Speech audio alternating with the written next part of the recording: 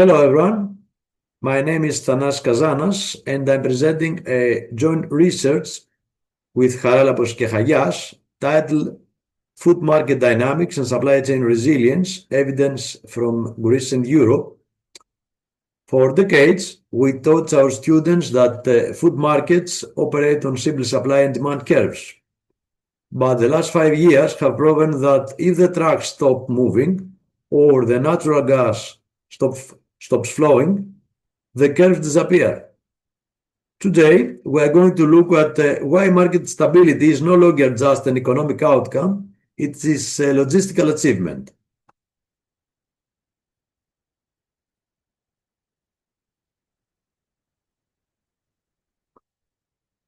Well, we begin with a term that has come to define our decade, the pool crisis.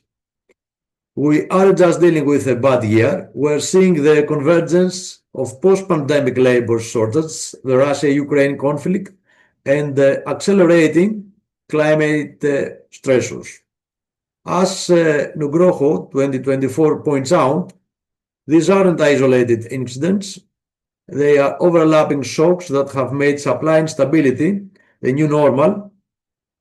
For the agri-food sector, this isn't just about profit margins. It's about the fundamental security of the European table. Now, this instability has a very real price tag. We've seen food inflation hit historic highs across the European Union. However, our research shows that this inflation isn't uniform. Why do some markets recover while others spiral? The answer lies in logistical friction. When energy prices surge, they don't just affect the tractor in the field. They hit the cold chain, the packaging, and the final mile. Our goal was to find out how resilient strategies act as a buffer or insulator against these inflationary shocks. Now, the current literature often leaves a gap. Macroeconomists look at price indices. Logistics experts look at warehouse efficiency. We wanted to bridge that gap. So our objective was to open the black box of the supply chain. We asked, how does supply chain resilience directly dictate market stability? We focused specifically on identifying the systematic shocks in the agri-food sector and evaluating how specific resilience drivers protect consumer prices. To do this, we employed a systematic literature review. We synthesized scholarly research and institutional data from 2020 to 2025. This period is critical because it captures real-time strategic shifts. We analyze data from the FAO, Eurostat, and the European Commission with a specialized focus on the Greek market, a high vulnerability case study for the Mediterranean region. Before the findings, we must define our framework. Resilience is not just bouncing back. Following Hosseini 2019 and Chochorella 2024, we look at 3 layers. First, absorptive capacity, the ability to take a hit without collapsing. Second, adaptive capacity, the agility to change suppliers or routes mid-crisis. Third, restorative capacity, the ability to evolve and end up stronger.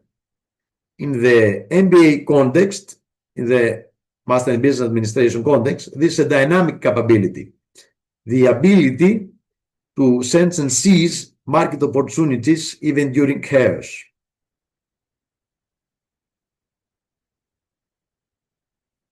Well, our first major finding, theme A, the European agri-food sector is a hyper-connected web.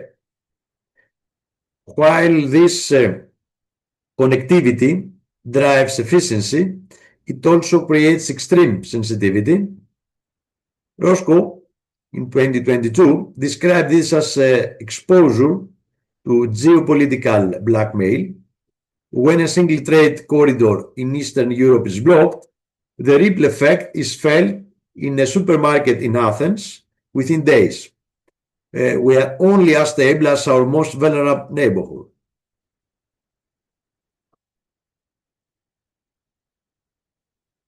Now, we also identified the deepening energy-food nexus, as Chong Wang in 2024 notes. Natural gas is the hidden ingredient in every loaf of bread because it dictates fertilizer costs. When energy prices spike, the food supply chain becomes a transmission belt for inflation. To achieve market stability, we must find ways to decouple food production from fossil fuel volatility. Now, let's look at Greece. Greece serves as a critical case for structural vulnerability. The Greek agri-food sector suffers from extreme fragmentation, as Doukas in 2025 found.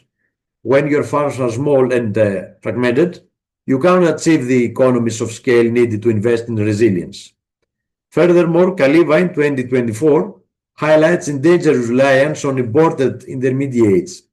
Greece isn't just importing grain, it's importing inflation. This is compounded by market structure. The Greek retail sector is an oligopoly. As Krupova in 2025 explains, this creates a massive bargaining power imbalance. Large retailers squeeze the margin of small producers, leaving the producers with zero financial fat to invest in technological upgrades. This makes the entire national network fragile. So, what is the buffer? First, digital visibility. Wong in 2020 proved that information is the best weapon against the bullwhip effect. By using artificial intelligence for demand forecasting and digital twins for scenario modeling, firms can move from being reactive to being proactive. In Greece, bridging this digital divide is no longer an option. It's a survival necessity for the agri-food sector. Second, we are seeing a fundamental shift in management philosophy. The era of lean just in time is over. As Ivanov in 2020 and Kano in 2020 advocate, we are moving to just in case. This means paying an insurance premium in the form of strategic inventory buffers. It means friendshoring, sourcing from political stable regional neighbors to reduce transit risks. For the MBA executive, the trade-off is clear. Higher holding costs are better than total stockouts.